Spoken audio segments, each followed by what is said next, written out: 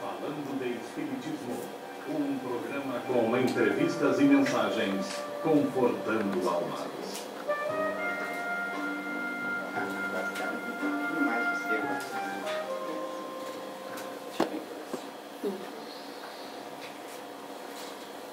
Boa tarde, queridos ouvintes, muita paz a cada um. Hoje nós vamos conversar sobre laços de família.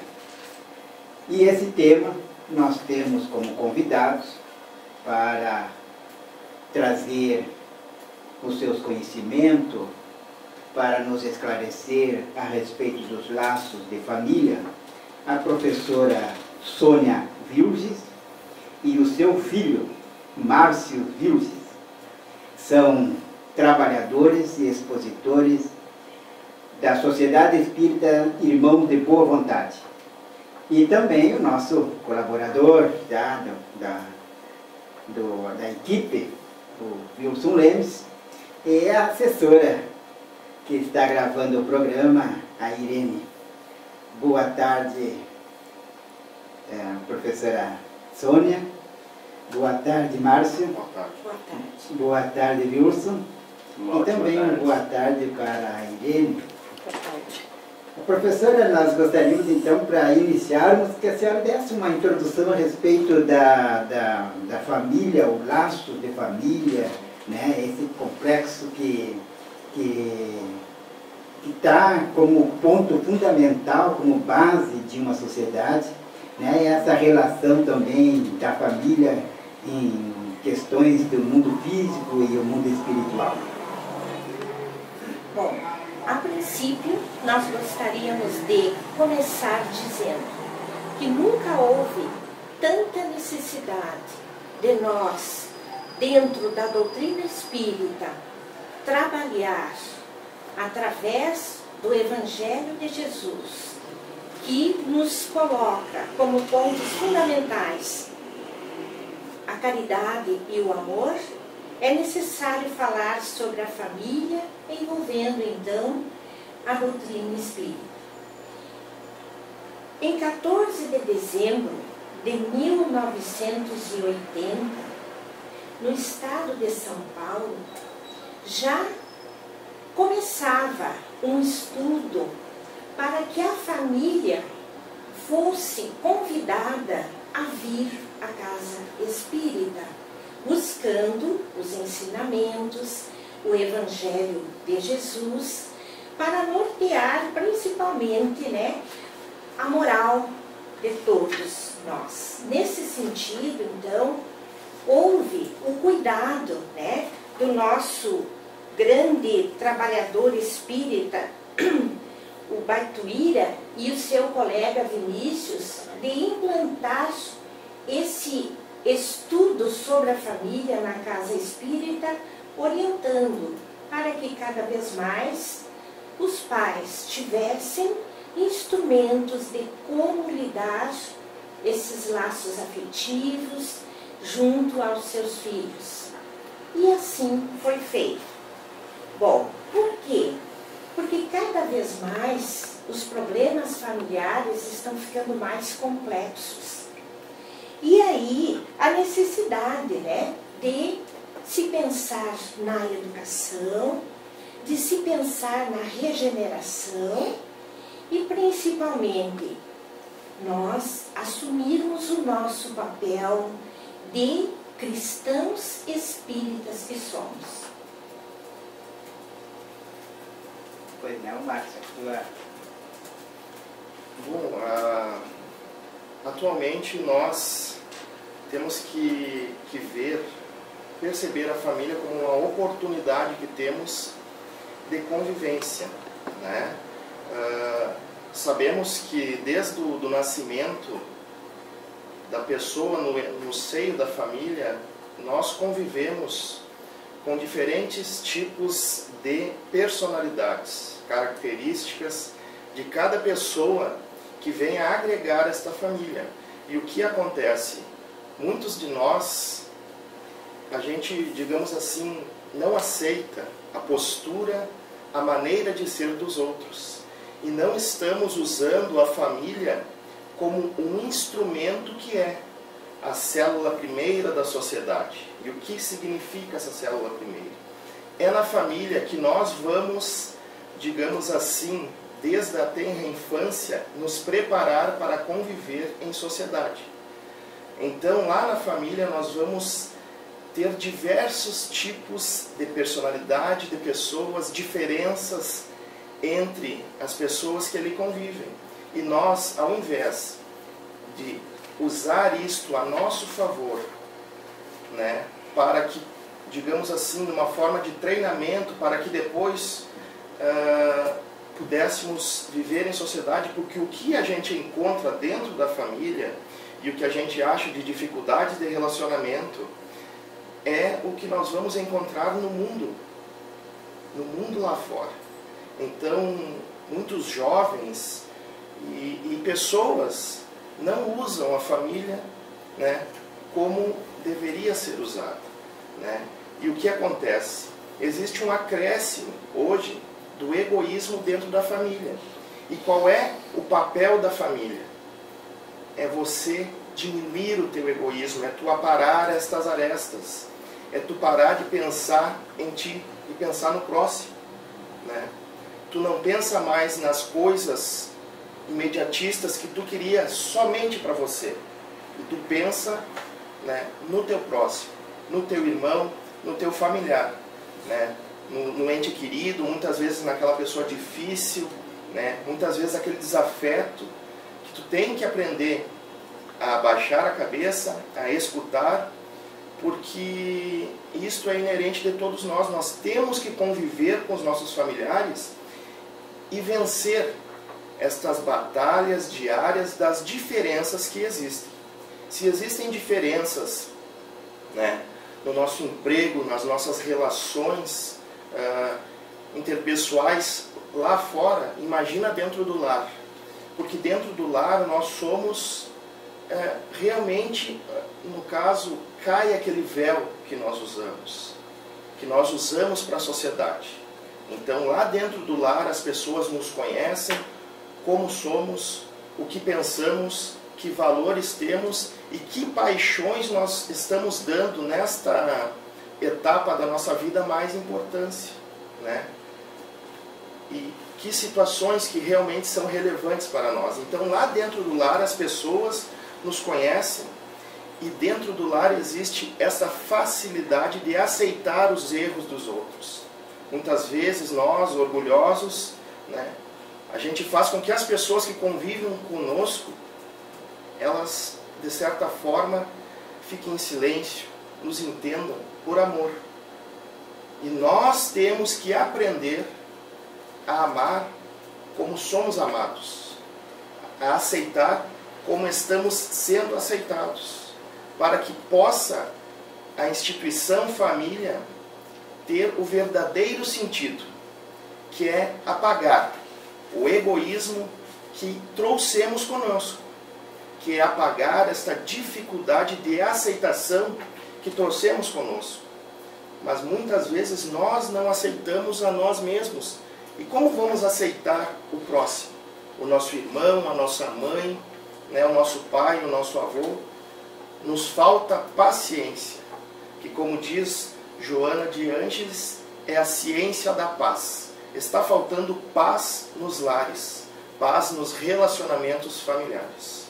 Antes de eu passar para o Wilson, eu gostaria, dentro do que o Márcio está nos trazendo, essa questão do exemplo de como se ter essa convivência, Márcio, a respeito da condição de pais e filhos. Eu gostaria de passar para a Sônia essa questão, o reflexo do comportamento dos pais no caráter dos filhos é nesse ponto que vai fazer com que ele possa olhar, refletir e se conduzir tanto no lar quanto fora, professora Sônia. Bom, nós como pais sabemos que nossos afetos são muito fortes. E o exemplo da família, o exemplo principalmente do pai e da mãe, são necessários para o progresso, né, daqueles que nós temos como tesouro em nossas mãos para educar. Mas nós, também através da doutrina espírita, temos o conhecimento de que cada filho, cada pessoa na família, ele é um ser individual. Ele já traz as suas tendências, né? Então, a responsabilidade do pai, da mãe, da família, enfim, é o progresso deste ser. Mas, como a gente sabe, pelas orientações que temos da doutrina espírita, nós não podemos entender que somos donos da alma deste ser, né? Então, nessa caminhada evolutiva, todos nós estamos aprendendo, mesmo como pais, como avós, não importa. O aprendizado é sempre. Essa questão que a dona Sônia falou de, né, sermos donos da alma, é que os pais têm, digamos assim, uma grande responsabilidade, né? Grande responsabilidade para com os filhos diante do Pai, do Criador, né? Somos todos criaturas e não nos colocamos como tal. Hoje em dia os pais têm uma grande dificuldade na criação de seus filhos, e isso diz respeito à psicologia moderna que está abolindo a palavra não. Então o pai, ele de certa forma se policia para não dizer o não para seu filho, né? Porque nos dizem hoje em dia que de certa forma poderia podar a personalidade da pessoa, né? Então há dificuldade, então não existe o não, né? Se a criança vai atravessar a rua, tu diz, tenha cuidado, atravesse rápido, olhe para os lados, né? Mas tu não tem aquela medida do certo e do errado para com a criança. Tudo ela pode, né? E ela acha que tudo deve. E são curiosos, instigadores, questionadores. E muitas vezes o pai, por uma cultura da nossa sociedade atual, de não repreender com a palavra não, está se perdendo. E perde-se aí a postura de pai. E o que é a postura de pai? Muitas vezes aquele filho, sabendo de algum segredo que o pai tem dentro do lar, ele pode até vir a chantagear aquele pai, dizendo, eu vou contar para a mãe. Por quê? Porque esta criança, ela não tem a medida do certo e do errado. E os jovens de hoje tudo podem, tudo querem, e tudo para eles é para ontem. Porque eles não tiveram esta educação do não, mas do não na medida certa. Do não para ensinar, do não de amor, e não aquele não que vai podar, né, a personalidade de uma pessoa. Bom, repetindo os votos de uma ótima tarde a todos nós, especialmente aqueles que nos ouvem, nós queremos fazer a lembrança de que o tema de hoje, Laços de Família, tem a ver com união, vínculo. E lá no Livro dos Espíritos, Kardec aborda, através de 3 questões, essa matéria, que adota o título Laços de Família, justamente. 773, 774 e 775.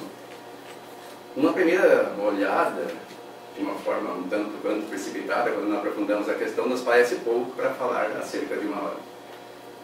E nós, como temos o costume de sempre darmos uma revisada na matéria, que já estudamos há mais de 30 anos, e sempre somos eternos aprendizes, nos recorremos à internet e encontramos lá o Rossandro Klinger, que aborda esse tema, deixa eu procurar aqui, que nós temos acesso direto, com a seguinte temática: família, desafios da convivência. Aliás, família e as dificuldades de conviver. São duas palestras abordando o mesmo tema. E ele faz justamente essa abordagem que o Márcio acabou de fazer a respeito da família atual. Ele se atém à última questão desse tópico do Livro dos Espíritos. Para meu espanto, ele pegou uma questão e desenvolveu isso em 1 hora. E traz exemplos que é interessante que nós observemos a respeito da família tradicional, ou antiga, aquela patriarcal, e exemplificada nas fotografias da época, todo mundo sério, o pai e a mãe no meio, e os filhos próximos do mais velho para o mais novo. Era a característica da família, em que o pai tinha o total poder sobre os eventos, inclusive tinha uma ascendência expressiva sobre a esposa. E o pai tinha o objetivo, não, segundo ele, de conquistar o amor dos filhos.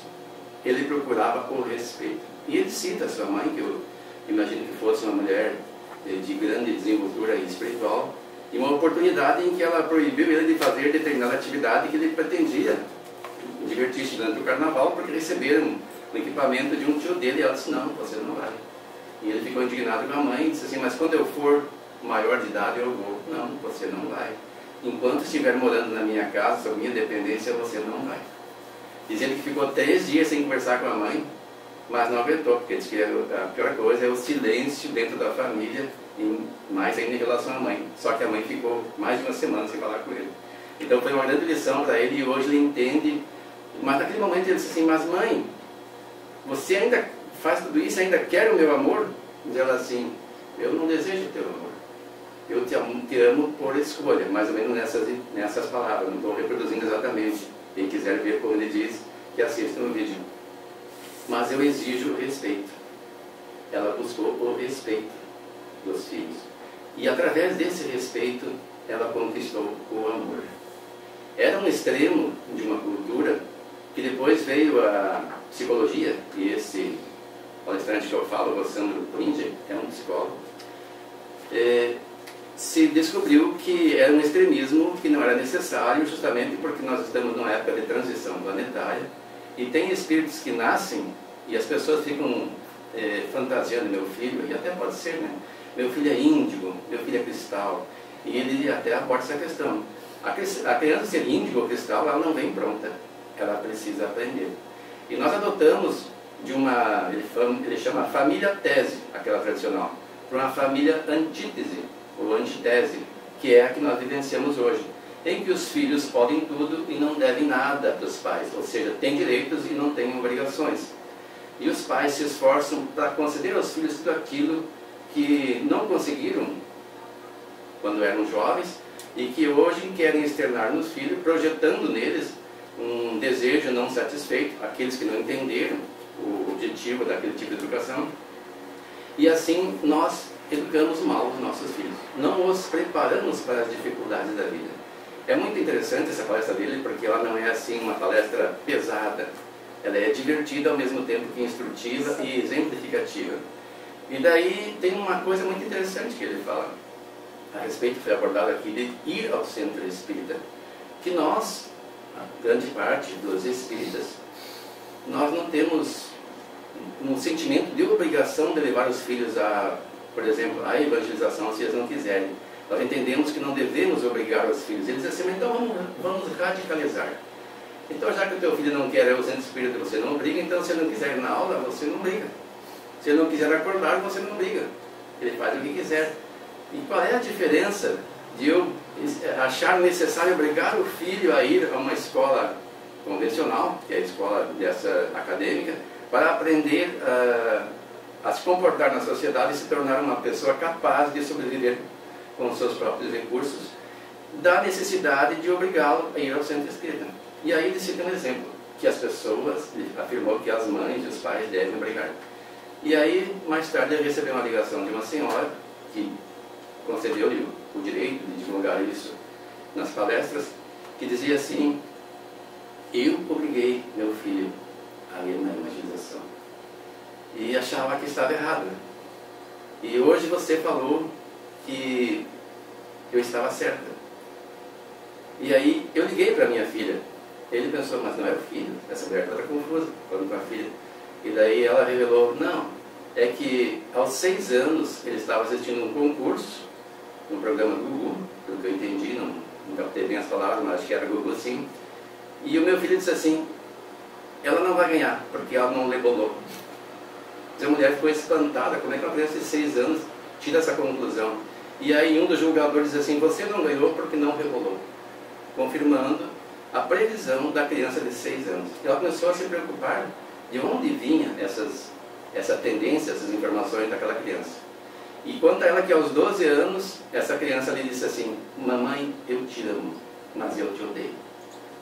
Mas por que, meu filho? Porque gostaria de te matar, porque tem coisas que eu vou fazer, que eu quero fazer e você não vai deixar. E de fato, enquanto, pelo que eu entendi, ele vivia sobre a dependência dela, ela não permitiu que ele fizesse coisas que ela não entendia como não acertadas. Mas aí, passado o tempo, ela ligou e disse que hoje esse filho dela se tornou um travesti, ao momento, não sei quando é que foi isso, estava na Europa. E ela ligou para ele, meu filho, hoje eu vi de um homem que eu fiz certo ao te obrigar a frequentar a evangelização. O que isso te serviu? Eu fiz certo? Daí ele disse assim, sim, mamãe. Eu fiz a minha escolha e pago o preço. Mas eu poderia ter feito muito pior se eu, por exemplo, ao desejar matar alguém, não lembrasse daquele infeliz do André Luiz no umbral. Então ele tinha tendências que ele não conseguia superar, mas outras ele não deixava dar expansão porque ele lembrava dos exemplos do André Luiz no umbral. Isso ele viu onde? Nas aulas de evangelização. Então quando se força uma criança ou um adolescente a ir à evangelização, ele pode ir contrariado, mas ele vai ouvir. E a semente vai ficar plantada.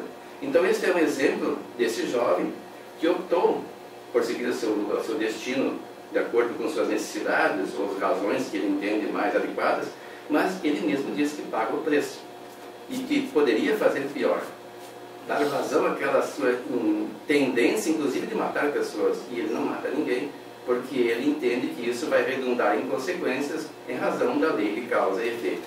Então são esses laços de família que se mantêm. Muitas vezes nós queremos conquistar os filhos, e ainda, segundo o próprio Rossandro, diz assim, meu filho, você me ama? Diz que o maior erro dos pais é procurar conquistar o amor dos filhos antes de conquistar o respeito. Porque conquistando o respeito, eles vão nos amar automaticamente. Eles podem no momento não gostar, mas no futuro, quando enfrentarem as dificuldades e entenderem que aquele processo educativo, embora não os agradasse no momento, é que lhes dá sustentação para enfrentar as dificuldades da vida. Eu ia deixar isso para o fim, mas em razão da abordagem do Márcio, nós podemos antecipar. Então ele diz assim, nós partimos da família tese para antítese. Agora temos que encontrar a família síntese, que é o caminho do meio. Que é exatamente, não podemos dizer não, mas não podemos dizer sim. Então nós devemos explicar o porquê de um modo de proceder adequado para tal ou qual situação em que a criança compreende. Se é uma criança índigo, em tese, ela é uma criança que sabe mais do que nós. Já nasce mexendo em computadores, tem facilidades extremas para fazer certas atividades e até nos ensino nesse particular. No entanto, tem dificuldade nas questões morais. Segundo alguns estudiosos, as crianças índigo vieram com a missão de aprimorar as nossas conexões neuroniais, desenvolvendo um novo cérebro para as crianças que virão no futuro, que são as cristais, que é um novo patamar que não compete nós aprofundarmos essa questão agora aqui. Então, os laços de família, abordados nessas 3 questões de Kardec, ele começa perguntando lá, se as mães, no reino animal, abandonam as crias logo que elas se tornam adultas, se isso não implicaria em dizer que os laços de família na sociedade é uma questão de costume e não uma lei da natureza. E hoje nós percebemos muitas pessoas que começam a questionar. A família é uma instituição em extinção, dizem estes. e não percebem os efeitos dessa postura. A melhor escola ainda é a família, tanto para os nossos filhos como para todos nós. Por quê? Porque a doutrina espírita nos coloca que a formação do caráter e da personalidade, ela acontece no lar. E isso, apesar de toda essa estrutura espiritual, que muitas vezes muitos pais não estão preparados, né? Então, o centro espírita, ele é uma estratégia que vem em favor da família para que os pais saibam por onde começar. E isso começa através da leitura, do estudo das obras básicas que são necessárias, porque a escola, é bem verdade, ela instrui, mas os pais é que educam. A proposta para a família, então, é a doutrina espírita, né? Por quê? Porque vai ajudar evitando a violência, evitando o egoísmo, evitando o orgulho, o desamor. Então nós temos um caminho a seguir, né? Apesar de nós realmente termos algumas dificuldades, situações difíceis, mas nós temos como ajudar a nossa família a evoluir, porque a evolução de todos nós, ela não acontece isoladamente. Todos nós precisamos uns dos outros para evoluir, para o nosso progresso, né? Então, é muito importante que a gente não esqueça que, através do Evangelho e a prática deste Evangelho, começando por todos nós na família, o Evangelho no lar, quando nós pais falamos em Jesus dentro do nosso lar, arrumamos a mesa, todos sentam, quem lembra de agradecer a união da família, o alimento na mesa? Hoje em dia, parece que estamos muito mais ligados, né, nas coisas materiais que nos trazem respostas imediatas, mas que deixam aquele vazio da alma. Então, vamos falar mais do Mestre dentro da nossa casa. Vamos lembrar que Deus, nosso Pai, nos criou, nos ama, e que os laços de família, esses vínculos são eternos. Porque muitas vezes um filho nosso de outra reencarnação está na casa do meu vizinho, da minha vizinha. Então é muito importante que a gente preste atenção nos relacionamentos e que a gente dê o nosso melhor. Isto já é um passo para o progresso. Joana de Ângeles nos traz a seguinte comparação da família.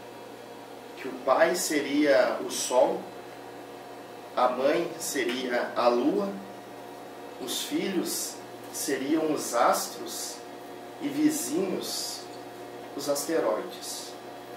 Mas esse pai, ele não deve ser colocado como o astro maior por ter esta comparação feita com o sol, e sim no sentido da obrigação do pai dentro da família, né? Uma obrigação de exemplo, mas uma obrigação também de manter o lar, né? Financeiramente, no bem-estar da sua família. E a mãe, em comparação com a lua, é aquela ternura de mãe, mas que também não tira a sua responsabilidade quanto às questões morais, que devem ser encaradas como parâmetros a ser atingidos pelos seus filhos. O que acontece hoje em dia é que os pais estão deixando que os filhos fiquem jovens, né, adolescentes, para tomar as suas escolhas no sentido à religião. E por que isso acontece? Nós sabemos que até poucos anos atrás as matérias de religião faziam parte da grade curricular das escolas, né? E hoje esse laço foi afrouxando. Então os pais tiram esta responsabilidade que tem com a parte que diz respeito muito à moral dos filhos, que é a religião, e deixam que estes filhos escolham as suas religiões. E como eu falei antes, que os vizinhos, que as pessoas que convivem na sociedade com os nossos filhos, conosco, eles são os asteroides, mas que também têm influência dentro do nosso lar, né? Então a gente não sabe se o exemplo daquele vizinho, o exemplo daquela família, que é uma família de certa forma que deixa que os filhos escolham, que deixam que eles tomem essas escolhas, que não é estas famílias, no caso assim, o conviver desta família que está de certa forma influenciando o nosso filho. Sim, os pais devem obrigar os filhos, devem mostrar o caminho. As religiões estão aí para isso. E por que a sociedade está neste estágio, nesta individualidade, neste egoísmo exacerbado? Por causa disso. Porque os pais estão tirando esta responsabilidade que é deles e deixando para que os filhos escolham a religião que quiserem seguir, né? E por que isso acontece? Porque o pai está deixando de ser amigo do seu filho, porque a mãe está deixando de ser amiga dos seus filhos e estão virando amiguinhos, né? Então os pais exercem um tipo de competição com os filhos. E por que isso acontece? Porque nós, hoje em dia, nós temos uma dificuldade imensa de aceitar o nosso envelhecimento, de nos reconhecer com a idade que temos.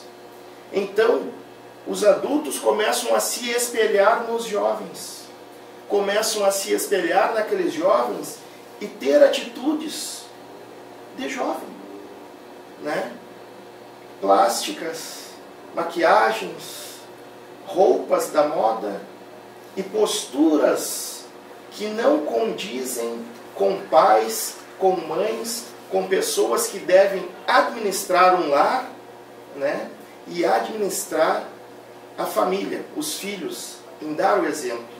Então, que exemplo eu vou dar para um filho meu se eu estou agindo, né, de uma maneira que não condiz com a postura de um pai? E aquele filho dentro do lar diz assim: bah, mas tu podia ser legal, né, como a nossa vizinha, como a mãe do meu amigo, como o pai do meu amigo, que são liberais, que são divertidos, né? Eles podem sair, eles podem se divertir, eles não têm hora. Então, os pais começam a ser questionados pelos filhos nesse sentido, porque os exemplos que chegam de fora têm uma influência muito grande na composição do caráter destes jovens, destas crianças. E os pais, por deixarem, no caso, eles tomar as rédeas do que querem, eles não conseguem mais perceber as tendências negativas que estes jovens, que estas crianças têm. Então tudo é lindo. Se o filho age daquela maneira que lá para os nossos avós era errado, hoje em dia é normal. E por isso que os pais têm uma dificuldade imensa de abordar os filhos e perceber as tendências negativas que esses têm, porque muitas vezes nem eles se conhecem, né? A gente sabe que pelas reencarnações a gente traz no nosso perispírito matrizes, né? Numa outra reencarnação eu posso ter sido uma pessoa que tenha tido de certa forma muito dinheiro, uma posição social, e hoje em dia o jovem vem numa família mais humilde, mais simples, né? Sem um sobrenome reconhecido na cidade e na sociedade em que está. E esse jovem, ele não consegue se reconhecer na situação atual reencarnatória dele. Porque aquelas tendências, aquelas paixões e aqueles vícios eram muito fortes. E ele não tem uma família com uma base moral para lhe dar o norte e para lhe mostrar o que é certo. Por isso, da importância das religiões, sejam elas quais forem. Os pais têm que primar, né, por trazer os filhos para dentro do lar espírita, né, do estudo espírita, do esclarecimento. Porque muito o que falta hoje, principalmente para os pais, é o esclarecimento da responsabilidade que se tem com aquele ser que foi confiado ao seio da família. É importante que, quando nós olhamos a estruturação da família nos dias atuais, percebemos o quanto é importante compreendermos os nossos laços, os nossos vínculos anteriores, sendo que cada criatura veio das mãos de Deus para que os pais possam assim desenvolver algumas virtudes.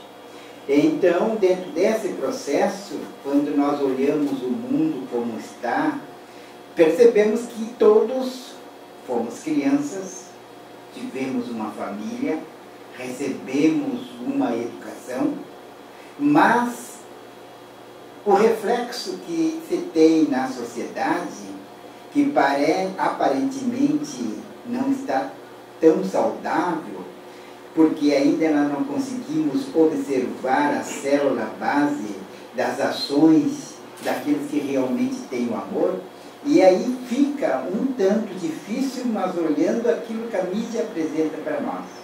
Tá? Um mundo violento, um mundo agressivo, e não se percebemos que esse ponto está devido à fragilidade e à estrutura que se teve da família. Então, aqui nós temos alguns pontos que eu gostaria que o Márcio e a professora Sônia nos falassem a respeito desse evangelho no lar para harmonizar a família e a importância também do diálogo no lar. Além desse diálogo, como os pais devem agir com os adolescentes. Então eu deixo esse desafio. Bom, os pais precisam lembrar que exercem influência sobre os filhos após o nascimento. Então, o exemplo tem que ser respeitado. O Evangelho no lar, ele é um instrumento que nós pais temos para que o nosso lar continue harmonioso, onde haja diálogo, respeito, disciplina, ponderação.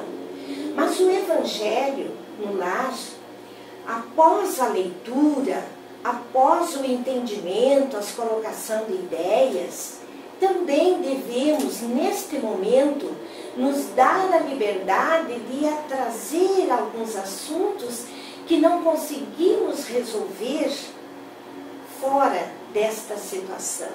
Por quê? Digamos, um problema, uma dificuldade, onde a família deve participar, porque esse ambiente está preparado, esse ambiente está harmonizado, as entidades amigas e benfeitoras estão ali. Então, é um momento de reerguimento da saúde física e espiritual do ser humano. Então, por que não fazer o Evangelho no lar? É o suporte, é uma saída que todos nós temos. E é a missão dos pais desenvolver a educação. Então, vamos começar pelo Evangelho no lar, né? Para que ele se estenda e sejamos os propagadores, né, deste Evangelho que só traz a todos nós, né, serenidade, equilíbrio, coragem, saúde, entendimento, a paz. A paz através do exemplo do Mestre.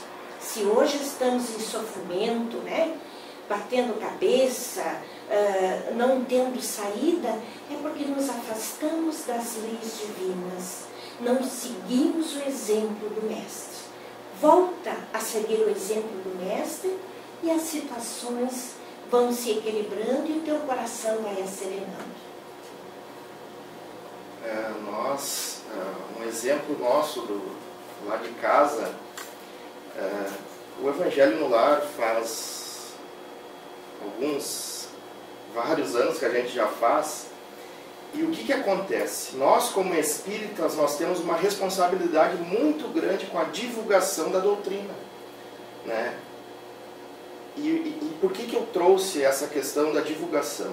Na nossa casa, as pessoas que nos visitam, né, na quinta-feira, no horário designado lá, eles já sabem que é quinta-feira, naquele horário, é o dia do Evangelho, né? O que acontece? Então, tem pessoas que vão lá semanalmente para fazer o Evangelho conosco, né? Então, eles não fazem na casa deles, porque eles fazem lá, na nossa casa.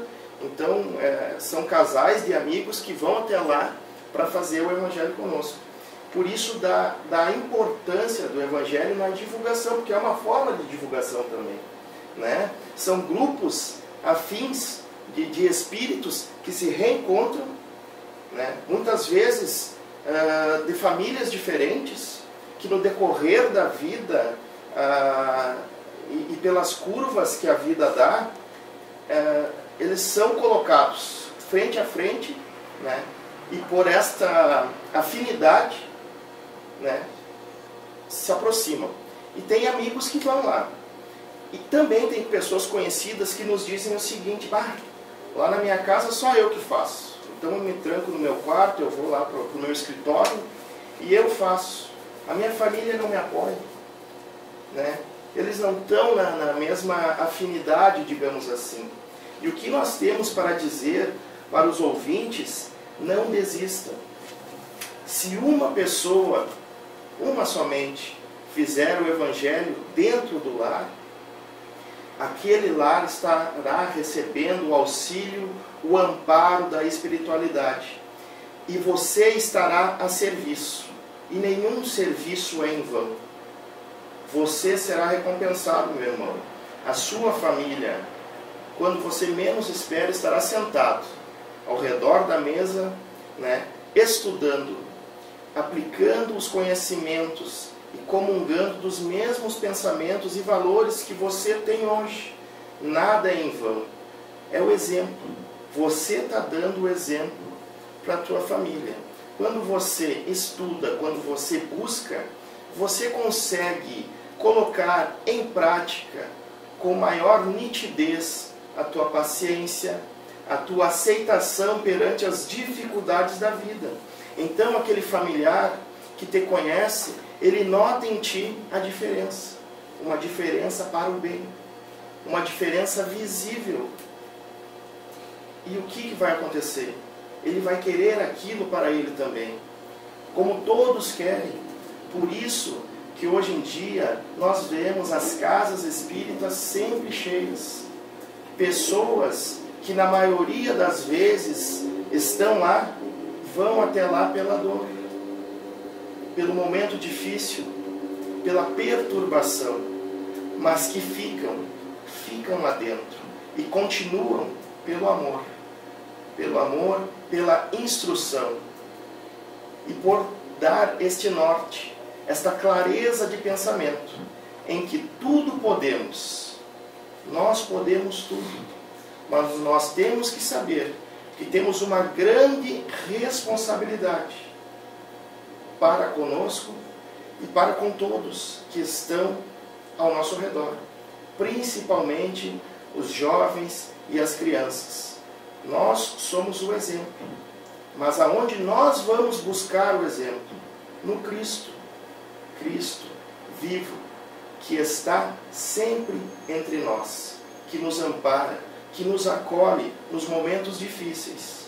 Então nós temos que agradecer mais e nos colocar como criaturas. Fomos criados por um Pai de amor. Não devemos julgar as dificuldades da nossa vida, de relacionamento, dificuldades materiais, ou quaisquer que forem, e sim nos colocar como criaturas. E como eu sempre digo em alguma das minhas palestras, se Deus, se o Pai dá aos pássaros, né, o alimento e eles voam e não trabalham e nada agregam à sociedade, imagina nós, que somos seus filhos de amor e estamos aqui para trabalhar.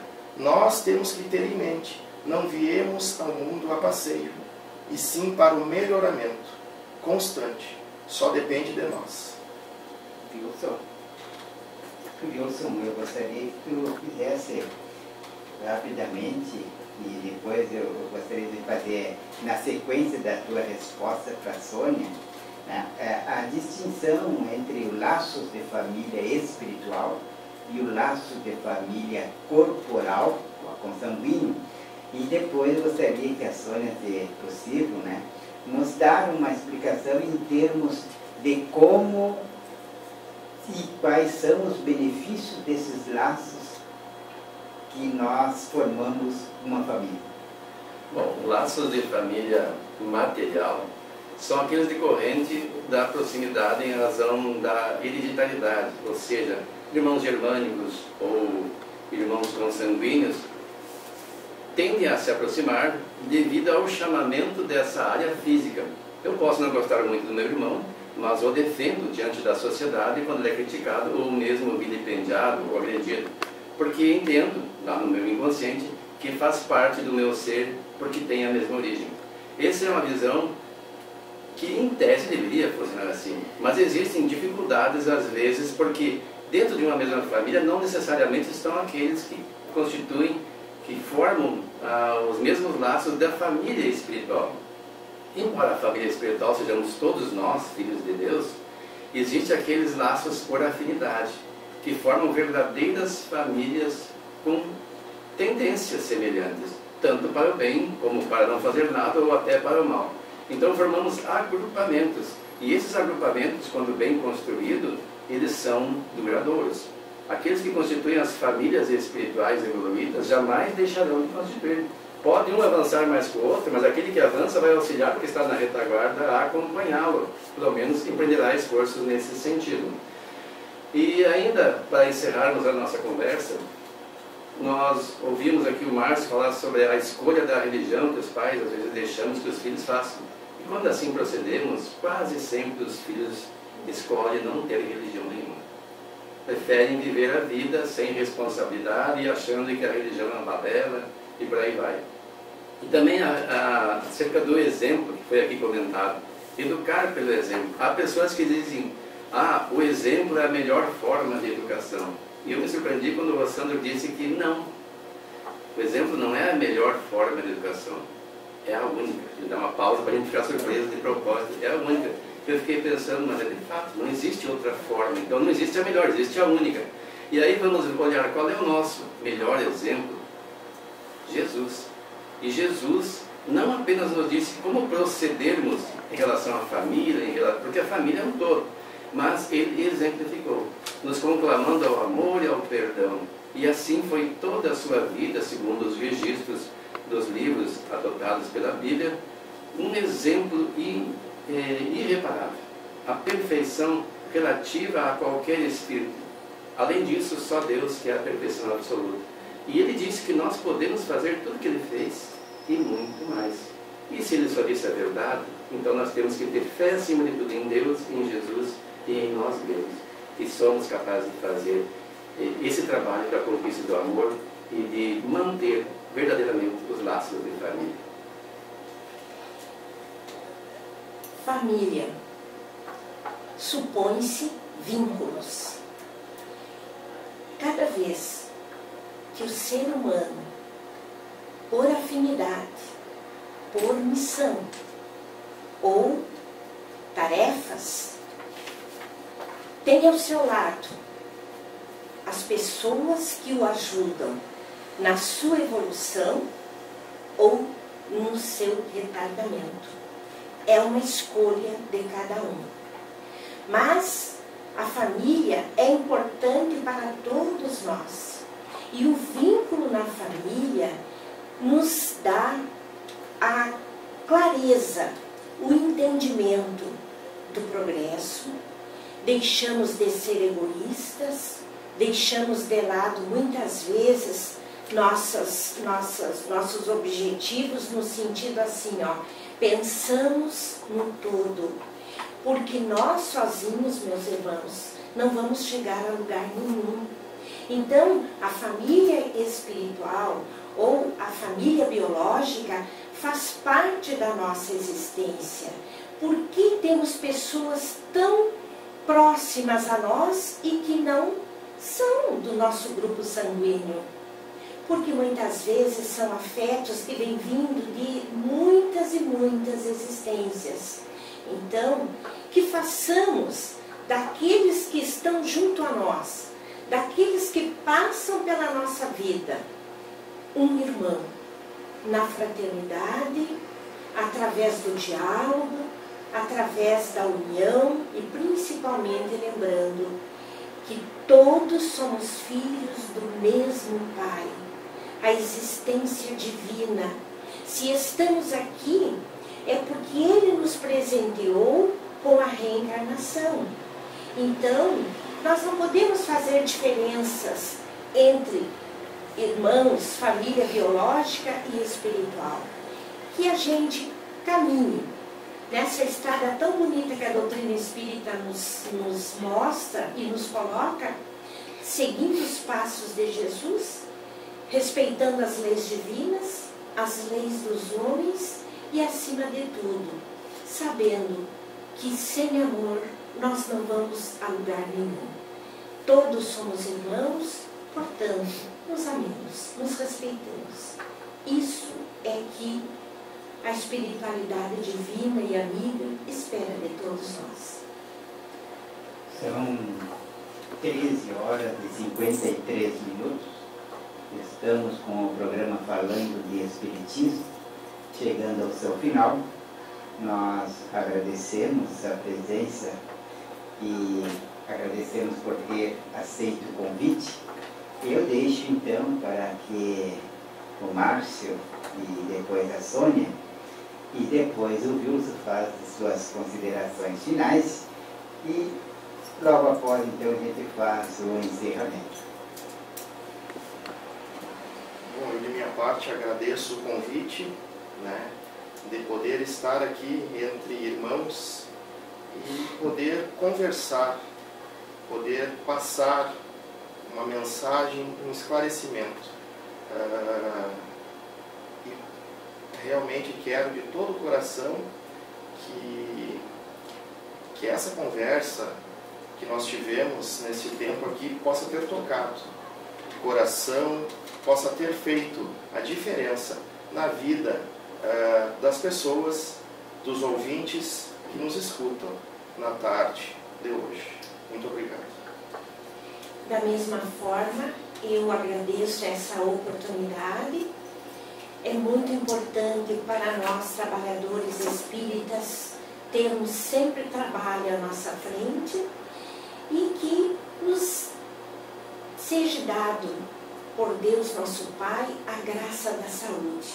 Porque enquanto tiver um sopro de vida em nós, meus irmãos, convém que nós dediquemos ao nosso próximo, aqueles que estão mais junto a nós, sempre reerguendo os caídos. Para encerrarmos, nós retomamos a última questão, o tópico do Livro dos Espíritos, quando Kardec pergunta quais as consequências se houvesse o afrouxamento dos laços de família, ao que os Espíritos simplesmente respondem: o recrudescimento do egoísmo. E não é outra coisa senão isso que observamos na sociedade atual, em que filhos se tornam extremamente egoístas.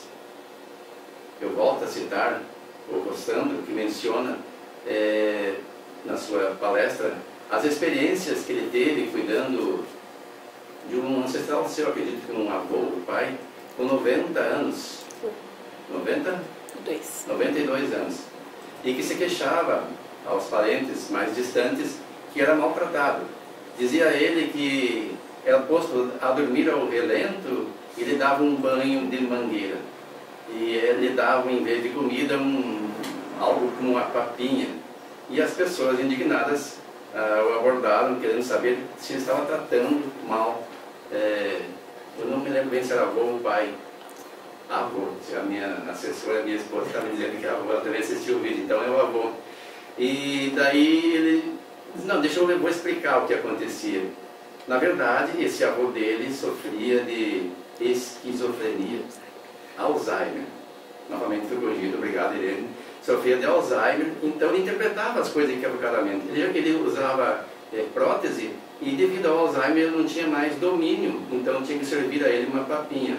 E ele dormia num quarto que tinha um jardim de inverno. E como ele não estava acostumado com isso, ele entendia que estava dormindo ao relento. E o banho de mangueira que ele dizia é porque ele era limpado com uma ducha higiênica. Então, com todo cuidado, e daí até ele perguntou para a pessoa que eu questionava qual era o grau de parentesco, era um primo distante lá, e ele disse assim, mesma coisa, e o teu pai, como é que está? Meu pai já morreu, com que idade? 50 e poucos anos, né? 60 anos. Ele disse, então morreu porque foi maltratado. Uma pessoa maltratada não chega aos 92 anos. Então essas questões de nós vivermos em família, dos laços de família são muito importantes. E ele pergunta assim, e os filhos de vocês? Os tratarão assim? Há um silêncio na plateia, porque nós ficamos constrangidos, nós precisamos imaginar se nós ficássemos nessa situação. Os nossos filhos procederiam assim conosco. Então é uma diferença de uma família tese, que aprendeu a amar os seus pais, embora de uma forma bastante rígida, exagerada até, para essa antítese que hoje estamos vivenciando, que é o afrouxamento dos laços de família. Precisamos encontrar o equilíbrio, o caminho do meio, segundo Siddhartha Gautama, o Buda dizia que o melhor caminho é o caminho do meio, o equilíbrio. E o Evangelho no Lar, que foi bem abordado aqui, é importantíssimo para isso. Mas é importante que o façamos em nossas casas. Se não sabemos como fazer, nós podemos frequentar outra casa para ver como se faz. Mas fazendo-o em nossa casa, de forma regular, além de nós nos educarmos, estaremos educando os espíritos que nos acompanham. Principalmente aqueles que precisam dessa educação. E eles vão aprender conosco e poderão, por iniciativa própria, melhorar-se, melhorando também o ambiente doméstico. E também, mesmo que sendo feito só, que seja feito verbalizado, ou seja, lido em voz alta. Porque há espíritos que estão conosco e daí, na condição de sofredores ou perturbadores, ouvirão o que diz o Evangelho, ouvirão a palavra do Cristo e relembrar-se-ão dos momentos em que tiveram acesso a ela e também começarão a fazer as reflexões que nós fazemos e que servem para a nossa melhoria. Então, que fiquemos nós com essas reflexões e possamos decidir pelo melhor. Entra ao lar, ilumina a família e torna-se possível a materialização da boa vontade, do espírito de cooperação, do entusiasmo com a vitória do outro, da participação das lutas comuns. O amor superior no seio doméstico sabe calar para apaziguar infrutíferas querelas ou consegue falar para esclarecer e levar, construir e abençoar. Só no amor, como apresentou Jesus, rebentos receberão dos pais a orientação para a vida com segurança e fidelidade ao vero bem. Boa tarde e até no próximo domingo.